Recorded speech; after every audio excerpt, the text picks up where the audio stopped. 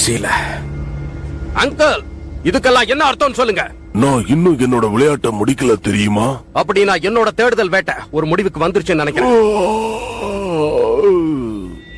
இப்ப நீங்க பாக்குற அந்த வெளிச்சம் மிகப்பெரிய சக்தியின் வெளிப்பாடு.